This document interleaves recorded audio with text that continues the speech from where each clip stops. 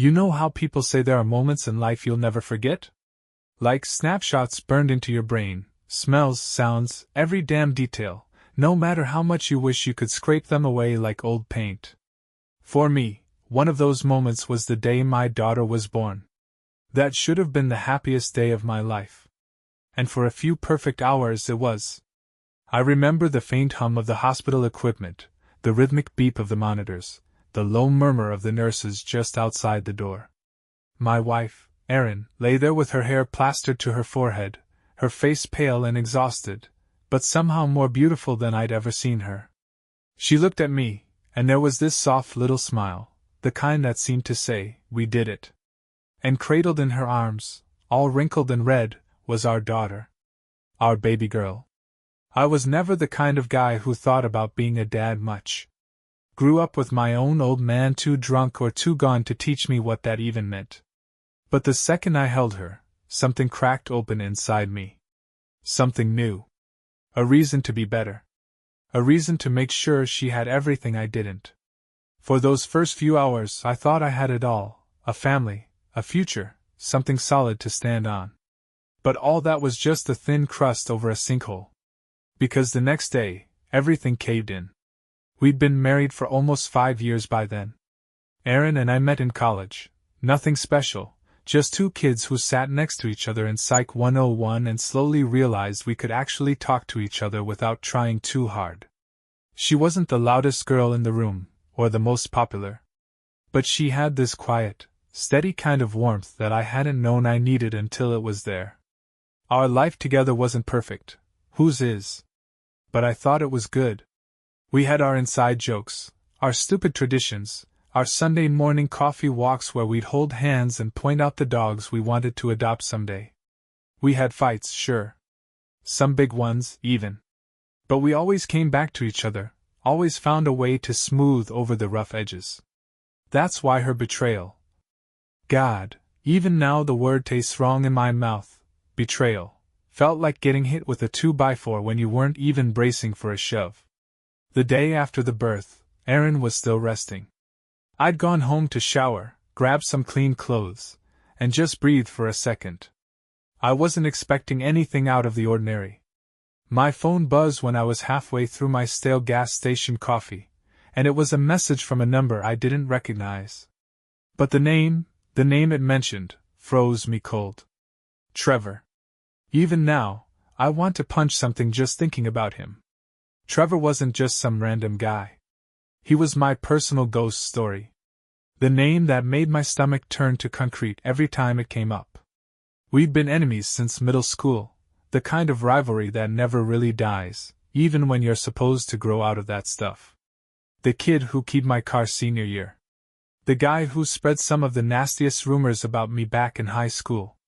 The one who always found a way to be just one step ahead, the better athlete, the louder laugh, the sharper insult. And then, out of all the people in the world, somehow he ended up living in the same town where Erin and I settled down. I told myself it was just bad luck, the universe's sixth sense of humor.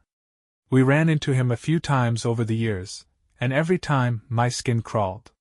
But Erin, she'd always smile, make polite conversation, never really understood why I hated him so much. I thought it was ancient history. Turns out it wasn't. The message was short. Just a few words, like a casual bomb dropped in the middle of my morning. You deserve to know who your wife really is. Ask her about Trevor. There was a picture attached. Nothing graphic, just them. In a car. His car. Her hand on his arm in a way that wasn't friendly, wasn't innocent. I knew that touch. I'd lived with that touch. And suddenly, I couldn't breathe. I stood there in the kitchen, the sound of the fridge humming behind me, my coffee going cold in my hand. The floor felt like it wasn't quite solid anymore, like the ground itself was shifting beneath my feet, cracking apart along invisible fault lines. My mind raced. Maybe it was a misunderstanding, maybe someone was playing a sick joke. But deep down, something in me already knew. I went back to the hospital, my heart pounding so loud I could hear it in my ears. Erin looked up when I walked in, and for a second, just a second, I saw it in her eyes. That flicker of guilt, like a shadow passing across her face before she could hide it. I didn't say anything. Not yet. I just sat there, watching her hold our daughter, wondering how the hell I was supposed to fit these two versions of her, the woman I thought I knew, and the one who betrayed me, into the same body. The day after our daughter was born, my world ended. And somehow, I still had to keep breathing. I sat in that hospital room for hours. Just sitting there, watching her. Watching them, my wife and my daughter, the picture-perfect scene I'd always wanted. A family. My family. But that message, those few words, that picture, it was like a splinter under my skin. No matter how much I tried to focus on the moment, on my daughter's tiny fingers curling and uncurling in her sleep, that splinter dug in deeper, snagging on every thought, every breath. Trevor. The name didn't just haunt me, it boiled my blood. My whole life, that guy had been a thorn I could never pull out. When we were kids, it was stupid pranks and insults. In high school, it was fights in the parking lot, him spreading rumors to screw with my chances at playing ball, him laughing every time I lost something. He was that guy. You know the type. The one who always made sure you knew you were one step beneath him, like it was his personal mission to make sure you stayed there. But I got out. I left that town, found Aaron, built a life. I thought I'd finally outrun him. Until I didn't. I glanced at Erin, her head tilted down, her lips barely brushing our daughter's forehead. She looked peaceful, tired but peaceful. And that made it worse somehow. Because if this was true, if she'd been with him, my worst enemy, how could she sit there, cradling our daughter, without the weight of it crushing her? I couldn't keep it in any longer. Hey, I said, voice low, not wanting to wake the baby. We need to talk. Her smile faded, just a little. What's wrong? I held up my phone, thumb hovering over the screen. I got a message this morning. I saw it, that flicker of fear. The shift in her posture, just the slightest stiffening in her shoulders. What kind of message? From someone who knows about you and Trevor. Her mouth opened, but no sound came out at first. She blinked once, twice, and then shook her head. I don't know what. Don't. My voice came out sharper than I meant it to, but I couldn't stop it. Don't lie to me. Not now. Not after this. There was silence. Just the beep of the heart monitor, the soft rustling of blankets as our daughter shifted in her sleep. For a second, I thought maybe, she'd deny it. Maybe there'd be some explanation, some ridiculous misunderstanding we could laugh about someday. But instead, her shoulders sagged, and she looked away. I'm so sorry, she whispered. That was it. No excuses. No explanations. Just an apology that didn't even scratch the surface of what I needed to hear. My whole body went cold. Not the kind of cold you feel on your skin, but deep, down in your bones. The kind of cold that seeps in when something breaks inside you, and you know, there's no putting it back together the same way. How long? My voice sounded strange, like it was coming from somewhere outside myself. Her hands tightened around the baby, fingers curling white-knuckled into the blanket. It was a few months. Before I got pregnant. I swear I ended it when we found out about the baby. Why? The word cracked in the air between us. Why him? Of all people, why him?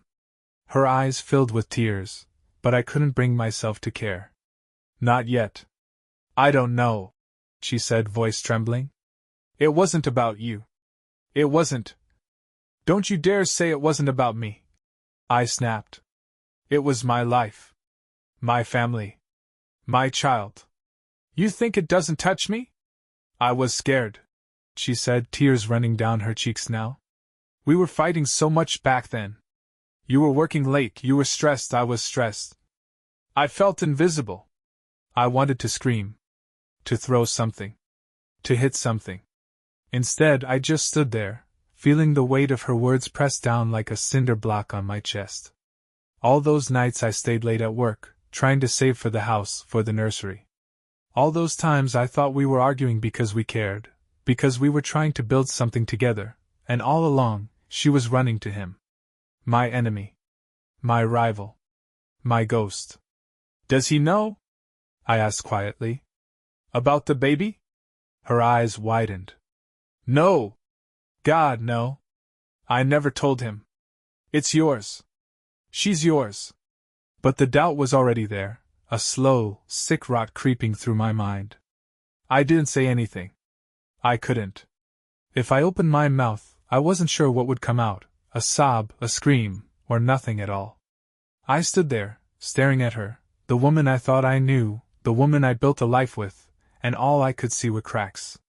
Cracks in every memory, every kiss, every whispered promise. Cracks spreading like spiderwebs across the picture of the life I thought we had. I wanted to believe her. I wanted to believe that the baby sleeping in her arms, my daughter, was mine. But after a betrayal like that, how do you trust anything again? The walls felt too close, the air too thick. I needed to get out before I drowned in it. I need some air, I muttered. Please! She reached for my hand, but I pulled away. Don't, I said. Just don't. And then I walked out of the hospital room, leaving behind the life I thought I knew, the woman I thought I loved, and the baby I wasn't sure was mine. I barely remember walking out of that hospital. My feet moved, but my mind was somewhere else, stuck in a loop of images and voices, like my brain was trying to rewrite the past in real time.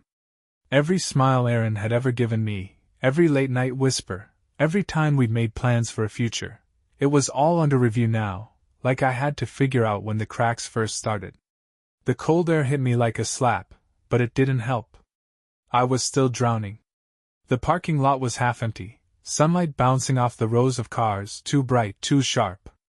The world hadn't stopped turning, even though mine had. I leaned against my truck, forehead pressing to the cool metal, and tried to catch my breath. My chest felt tight, like a band had cinched around my ribs and wouldn't let go. Trevor. Of all people. I kept coming back to that name like it was some kind of cursed mantra. If it had been a stranger, it would have hurt, sure. But this? This was something else. It wasn't just betrayal. It was humiliation. Trevor wasn't just some guy. He was my personal shadow, the reminder of every failure, every insecurity I'd ever dragged with me since I was a kid. And Erin, my wife, had been with him.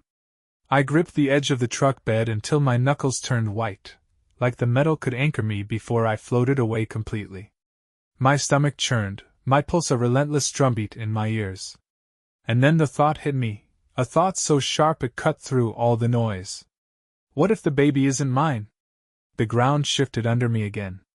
I felt sick, actually sick. I braced my hand against the truck, breathing hard through my nose, trying to shove the thought back down. Erin swore it was over before she got pregnant. She swore. But now I wasn't sure I could trust anything she said. I don't know how long I stood there, but after a while, my phone buzzed in my pocket. I ignored it at first, but it kept going, 3-4 times in a row.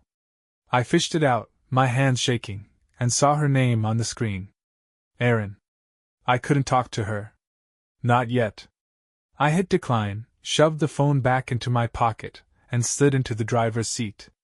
My hands gripped the steering wheel, but I didn't start the engine. I could still see her face when she confessed, the fear, the regret, the tears, and I hated that some part of me wanted to comfort her. To tell her we could figure this out. That's what we always did, right? But this wasn't a fight over money or who left the laundry in the washer too long. This was nuclear. This was her and him. This was her making the conscious choice to crawl into bed with the one person she knew would destroy me. There was a cruelty in that I couldn't wrap my head around. I started the truck, the engine growling to life, but I didn't know where to go. Home didn't feel like home anymore. The hospital wasn't an option. And every road I thought about driving down seemed to lead to a dead end. My hands were shaking on the wheel. Not from fear. From rage. From the kind of anger that makes you feel like you could rip the whole damn world apart just to get some relief. I needed answers. I needed to understand why. I didn't even remember making the decision, but suddenly I was driving, Not to our house. Not to the hospital. To Trevor's place. His house was just as I remembered. Too big, too new, sitting at the edge of one of those cookie-cutter neighborhoods where every lawn is exactly the same length. The kind of place that made my skin crawl. I sat there for a few minutes, engine idling, trying to figure out what the hell I was even going to say. Or do. But the second I saw him, walking out to grab his mail, all smug and oblivious in his running shoes and sunglasses, it didn't matter. I was out of the truck and crossing the street before I could stop myself. Trevor! He turned, eyebrows raised, and for half a second, there was confusion on his face. But then he recognized me, and that smirk, that same goddamn smirk I'd seen since we were 13, crept across his face. What the hell do you want? He said, but there was no fear in his voice. Just arrogance.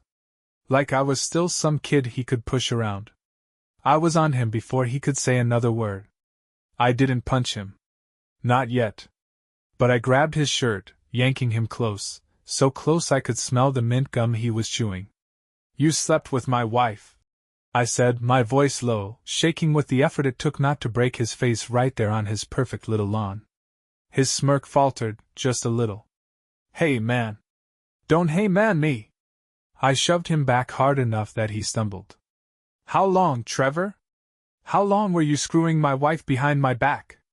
He glanced around, nervous now that his neighbors might see, but I didn't care. I wanted them to see. I wanted the whole damn world to know what he'd done. Look, he said, hands up like I was the crazy one. It wasn't personal. I saw red. Not personal? I shouted.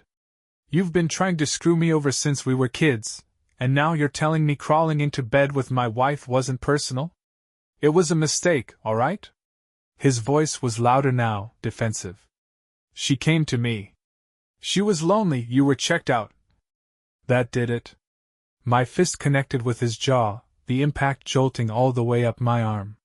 He stumbled back, falling into his perfectly manicured bushes, and for a second, I thought about hitting him again. But I didn't. Because I realized something, standing over him, while he rubbed his jaw and swore at me. Beating the hell out of Trevor wouldn't fix anything. It wouldn't unmake what Aaron did. It wouldn't erase the questions gnawing at my gut about whether my daughter, the baby I'd held in my arms just hours ago, was even mine. And it sure as hell wouldn't put my life back together.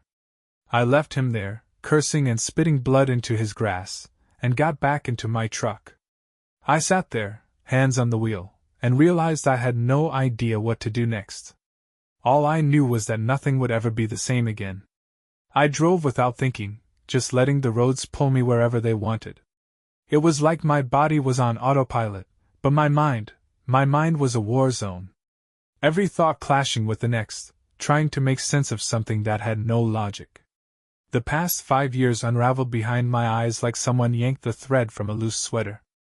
Every memory, every kiss, every whispered I love you, they were all tainted now, cracked through the middle like glass that would never be clear again. Aaron. Trevor. My baby girl. I couldn't put those pieces together. They didn't fit.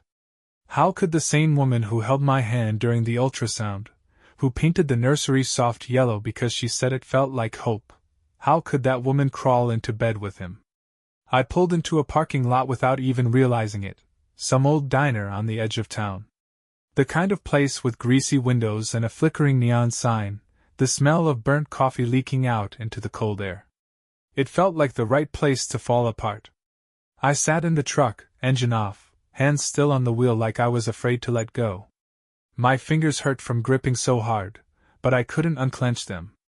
My heart was still racing, even though Trevor was miles behind me now.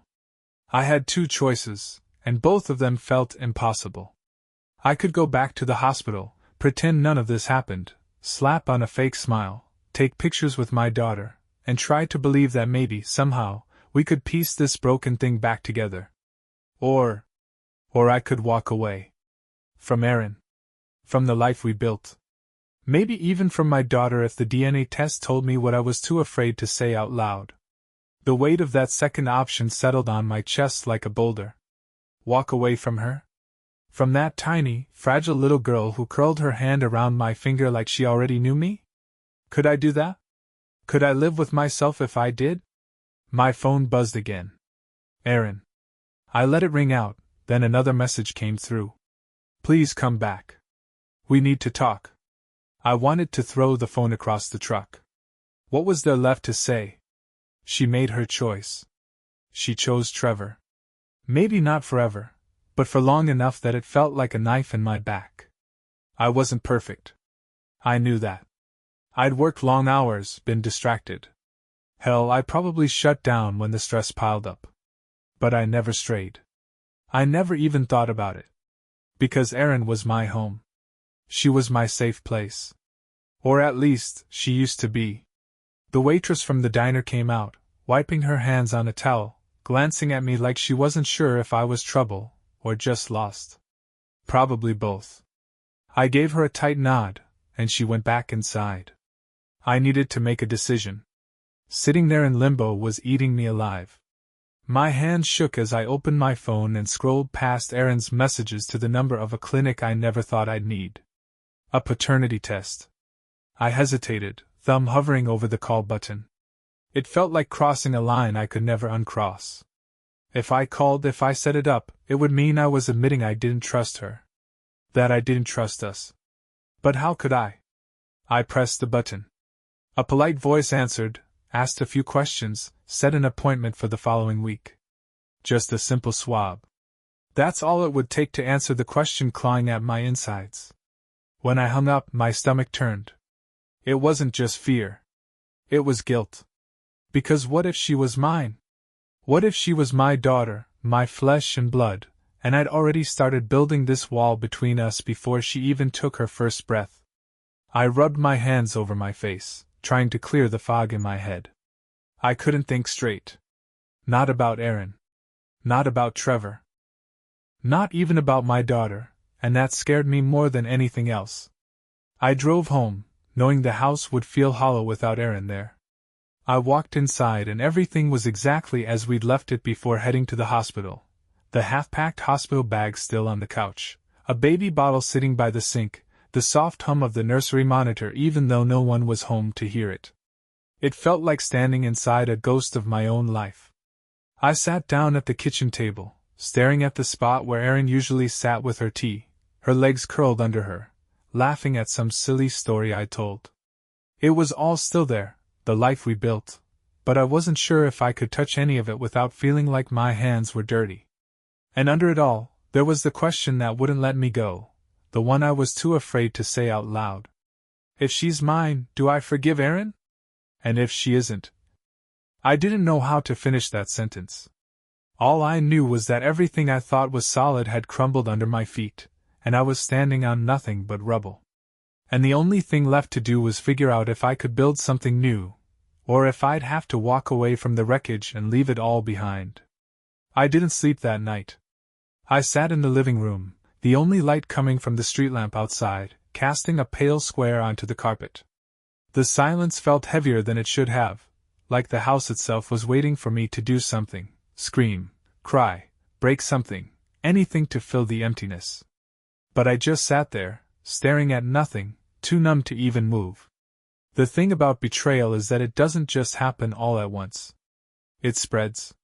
It seeps into every corner of your life, poisons every memory, every conversation, until you can't trust anything. Even the good parts feel fake when you replay them, because how could someone who loved you do something like this? And it wasn't just anyone. It was Erin.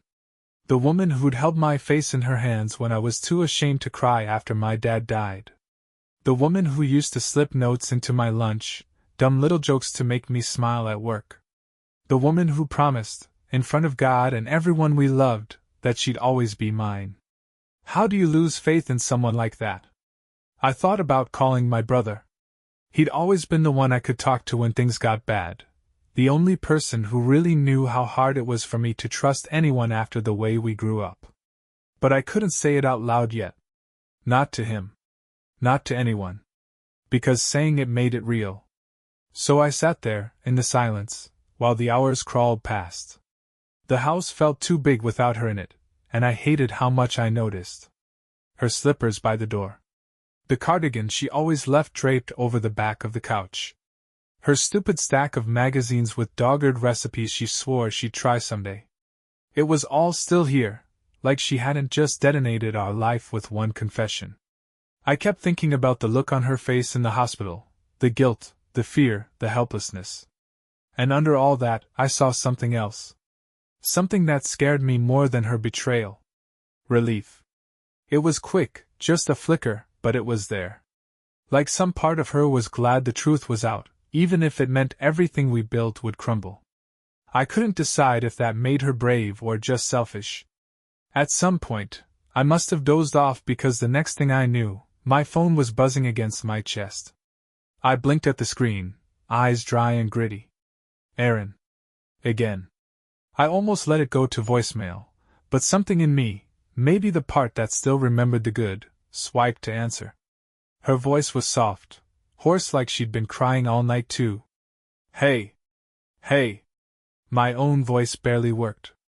I need to know where we stand. The question sat between us like a live wire, crackling with everything unsaid. I don't know, I admitted. I heard her breath catch. Are you coming back to the hospital? I didn't have an answer for that either. I need some time, I said, and it was the most honest thing I'd said in days. I understand, she whispered. Did she? Could she? I scheduled a test, I said, the words spilling out before I could stop them. There was silence. And then, a paternity test? Yeah. A long pause. Okay. That was it. No argument. No pleading. Just one word that somehow hurt more than anything else she could have said. Is there anything else? I asked, because I couldn't sit in the silence with her anymore.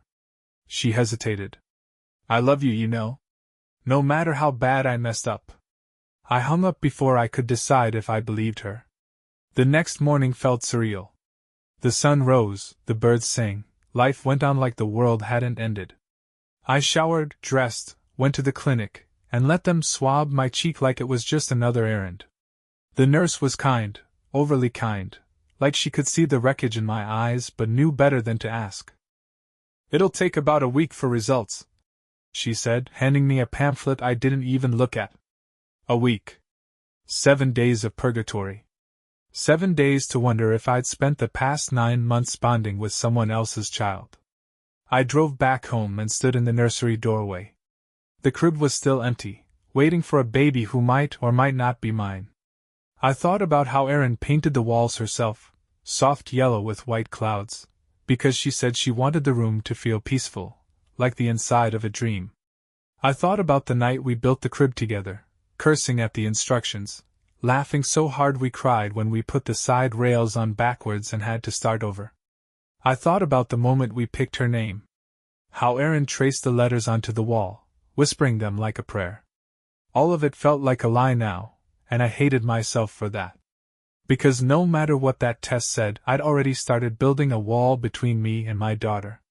And I didn't know if I'd ever be able to tear it down. The front door creaked open behind me.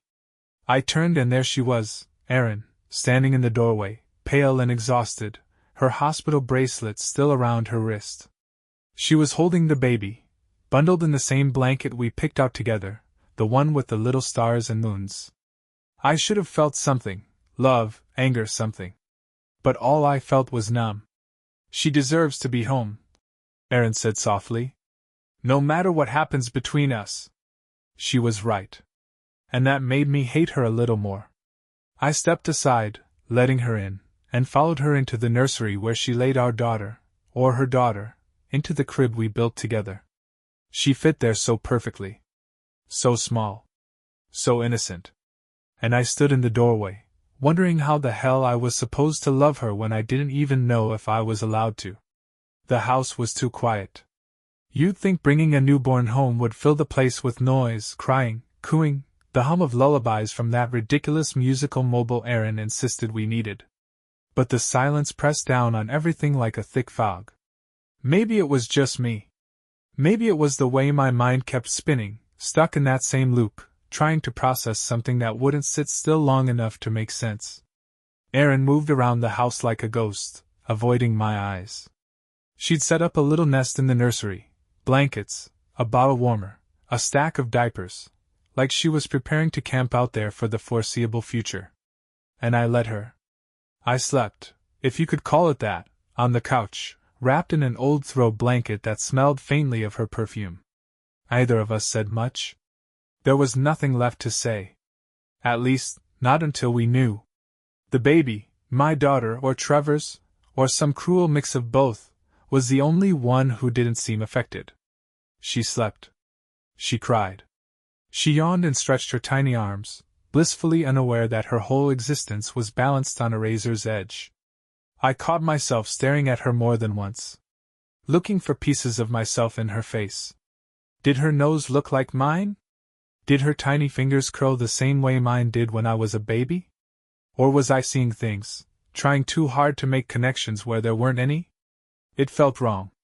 Like I was trying to solve a puzzle instead of bonding with my own child. But how could I bond with her when I didn't even know if I was supposed to? The worst part was, Erin wasn't pushing me. She didn't try to force me to hold her. She didn't shove fatherhood in my face, didn't even ask if I wanted to feed her or change a diaper. She knew. She knew I was waiting.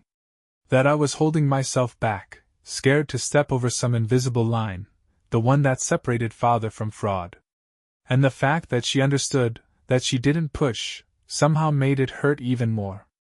Because it meant she knew exactly what she'd done to me. 3 days after we brought the baby home, I cracked. It was around 3 a.m. I'd fallen asleep on the couch again, my neck twisted at some awful angle, and I woke up to the soft sound of Erin singing. Her voice was low, just a whisper, and it was the same song she used to hum in the shower when she thought no one was listening. I followed the sound to the nursery door. She was sitting in the rocking chair, the baby nestled against her chest, the moonlight filtering through the curtains. She looked so much like the woman I married in that moment, her hair loose and messy, her face bare, her voice full of tenderness. For a split second, I wanted to believe we could still be those people. That maybe this was just a nightmare we could wake up from. But then she looked up and saw me, and the flicker of hope in her eyes was so fragile, so desperate, it made my stomach turn. She didn't say anything. Neither did I. I just stood there, my hand braced against the doorframe, and for the first time since the hospital, I asked myself the question I'd been too afraid to face. Did I even want to fix this?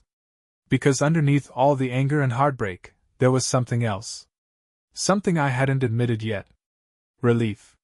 The same kind I saw in her eyes at the hospital. Because if the baby wasn't mine, if the test came back and confirmed the worst, I'd have an excuse to walk away. No guilt, no second chances, no messy attempts at forgiveness. I could pack my bags, sign some papers, and disappear into the clean slate I used to dream about when our fights got bad. But if she was mine, if that little girl asleep in her crib was my flesh and blood, walking away would never be an option. I'd be tied to Erin forever, whether I forgave her or not. And that scared me more than anything Trevor ever did to me. I took a step into the room, my throat dry. Erin's voice faltered, but she didn't move. "She's beautiful," I said quietly. Erin's lips trembled. "She is." I stood there, my hands shoved deep into my pockets, feeling like a stranger in my own house, my own life. "I want to hold her," I said. Erin blinked, surprised, but she didn't argue. She stood carefully, moving like someone trying not to startle a wild animal, and placed our daughter in my arms. She was warm. Tiny. So impossibly small it made my hands feel clumsy and too big. Her eyelids fluttered, but she didn't wake up. I felt my chest tighten, something too big and too complicated to name swelling inside me. Love. Fear. Grief for the life we were supposed to have. And the worst part? The moment I held her, I knew. It didn't matter what the test said. It didn't matter if her DNA matched mine or Trevor's or some stranger's. I was already hers.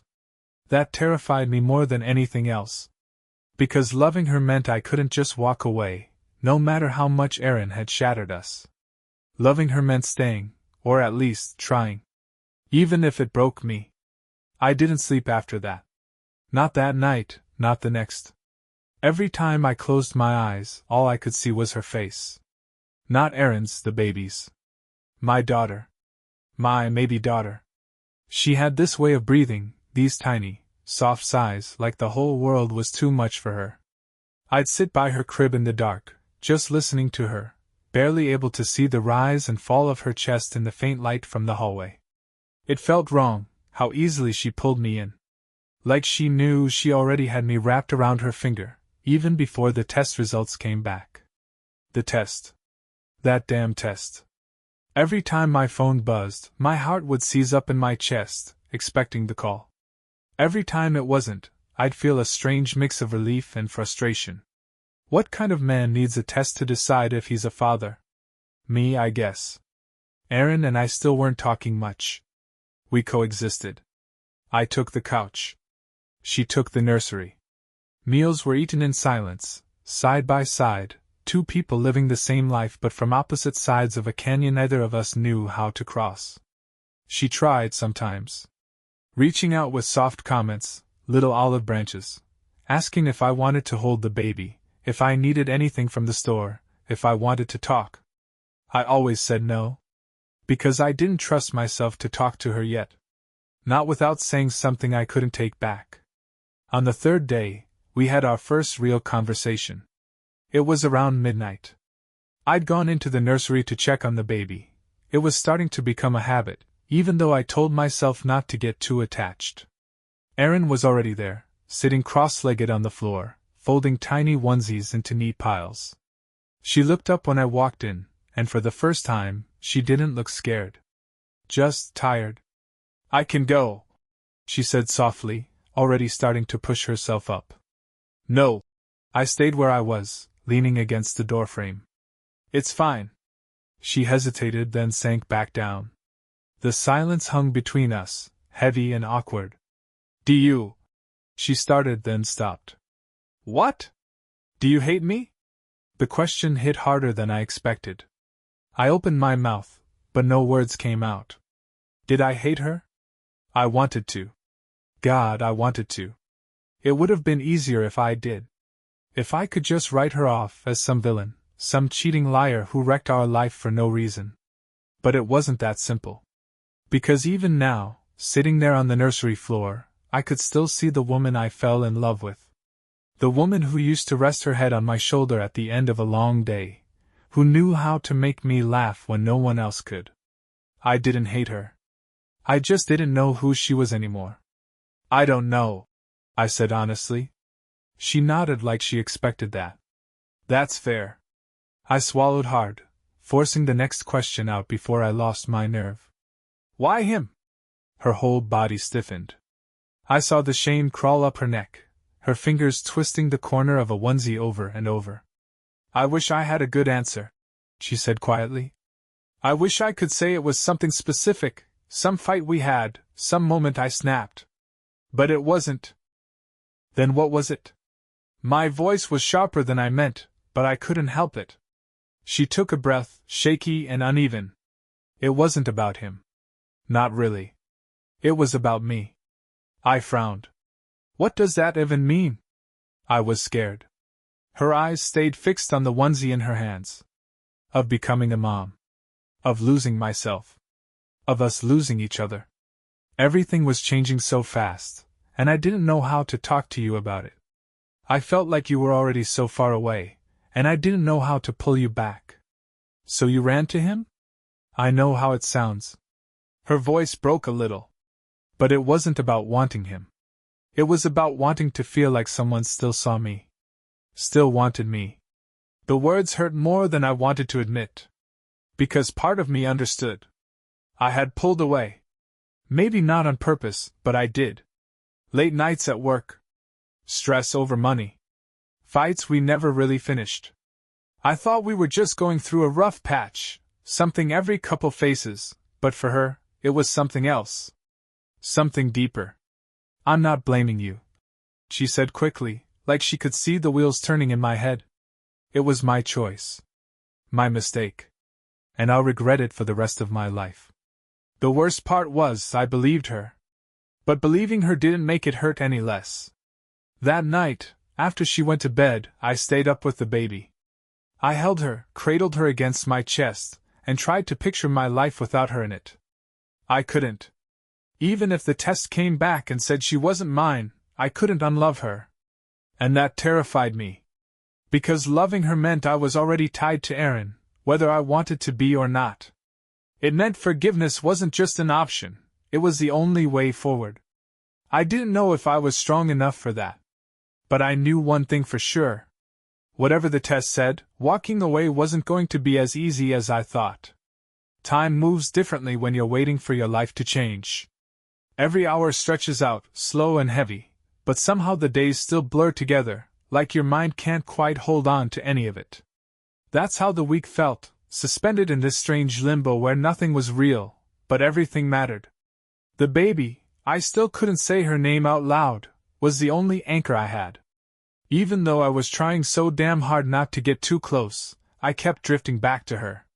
Checking her breathing. Watching the way her tiny fingers twitched in her sleep. Every time she made a noise, some small, helpless sound, it cut straight through the wall I was trying to build between us. I hated how natural it felt to love her. I told myself I was being careful. That I was protecting myself. But I wasn't. Not really. I'd already fallen. I didn't tell Erin about the test date. She knew I'd done it, but I didn't give her any details. Maybe I wanted to punish her with that silence, make her sit in the same uncertainty I was drowning in. Or maybe I was afraid that if I said it out loud, if I told her when the truth would land, I'd lose my nerve. We moved around each other like strangers, polite and distant. The house was so quiet it was almost peaceful, except peace doesn't feel like you're holding your breath all the time. There was a moment, 2 or 3 days in, where I caught her crying in the nursery.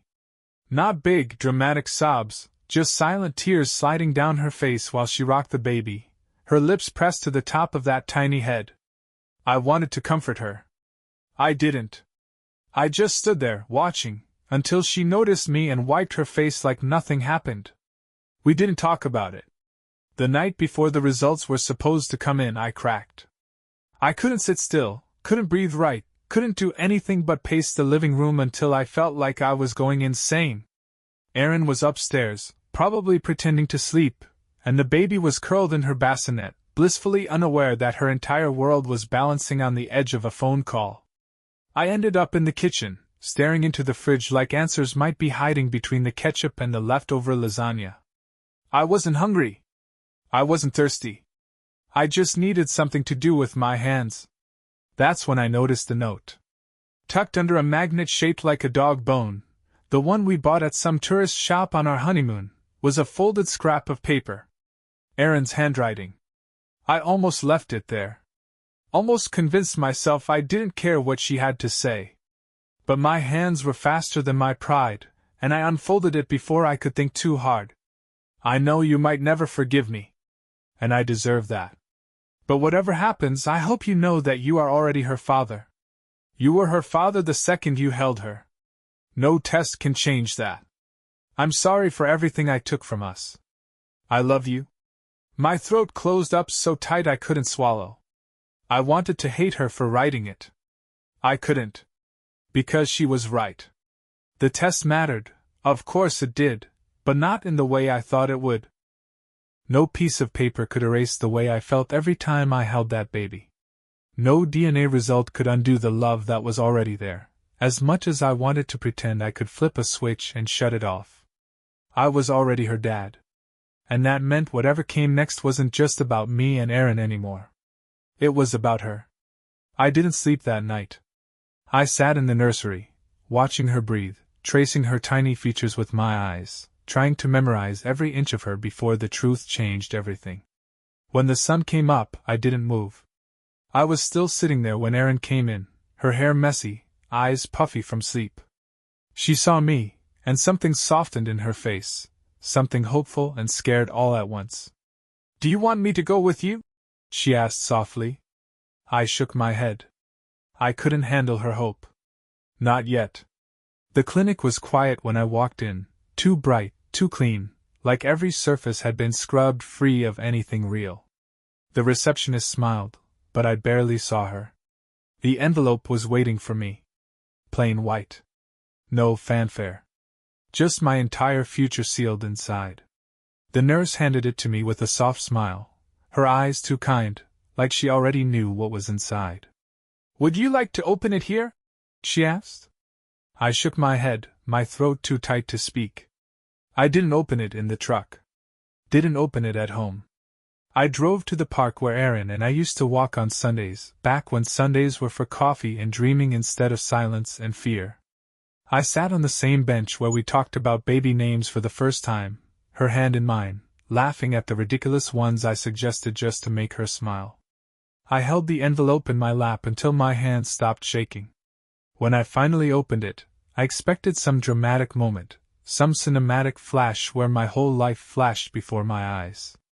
But all I saw was a piece of paper. And one line, clear as day. Probability of paternity, 99.9999%. She was mine. She was mine. I felt the air leave my lungs all at once, like I'd been holding my breath for a week straight.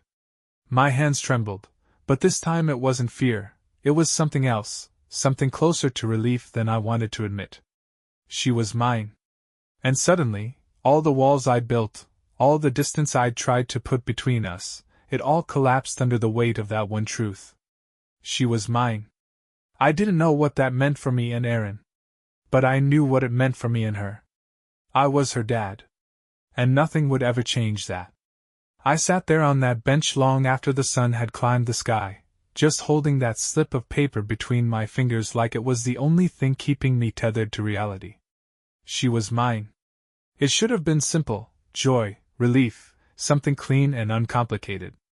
But instead, it felt like I'd been handed a map with no road. Because knowing she was mine didn't fix anything between me and Aaron. It didn't erase the last week, or the months before that.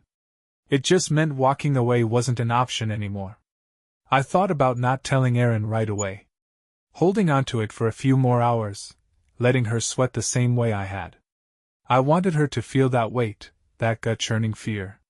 Maybe I was still looking for ways to hurt her, just a little. But the second I walked through the front door, all that pettiness drained out of me. She was standing in the hallway, the baby cradled in her arms, her face pale, eyes hollowed out from too many sleepless nights. When she looked up and saw me, her breath caught in her throat. She didn't ask? She was too scared to. I held up the paper, and her eyes locked onto it like it was a lifeline. "She's mine," I said. The relief hit her so hard, her knees buckled, and she had to lean against the wall to keep from falling.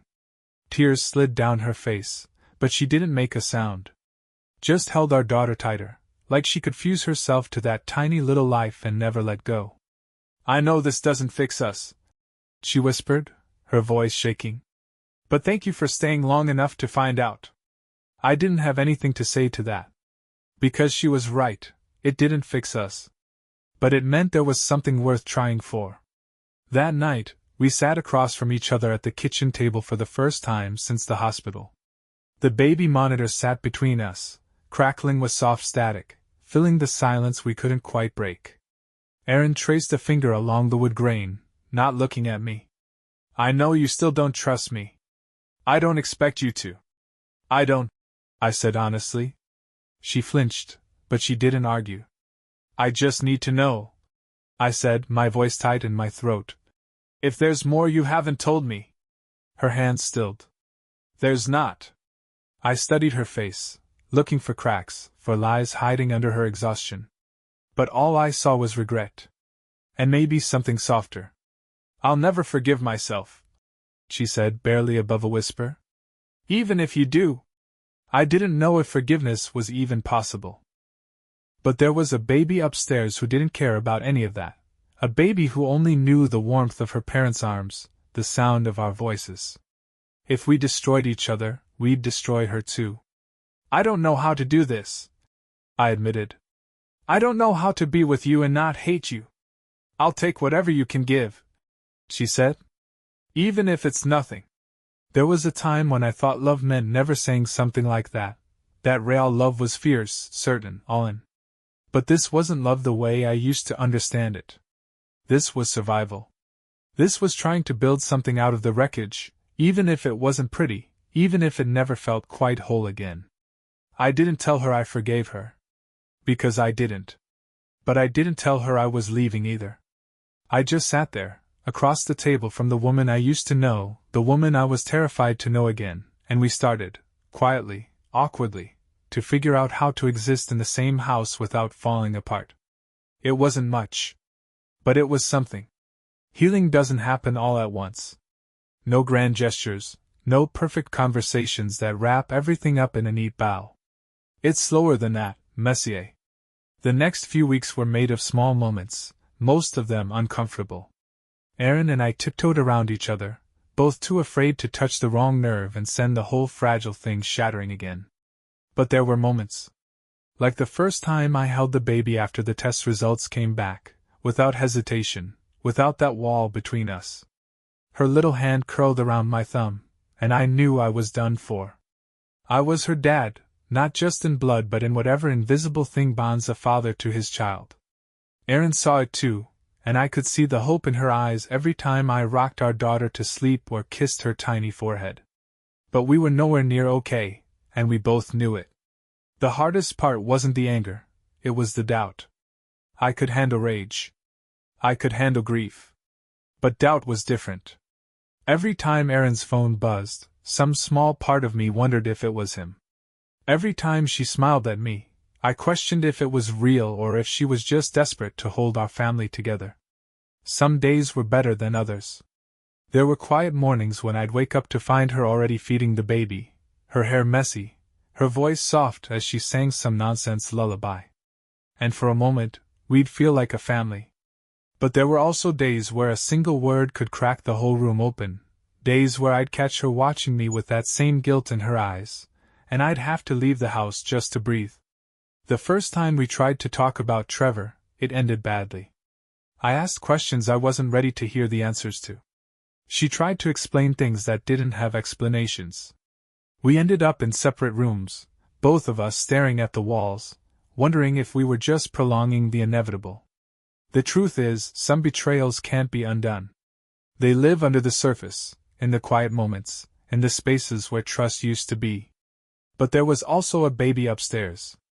A baby with my nose and Aaron's eyes and a whole life ahead of her. That baby deserved parents who at least tried. That's all we could do, try. There wasn't some magic turning point, no dramatic speech that put us back together.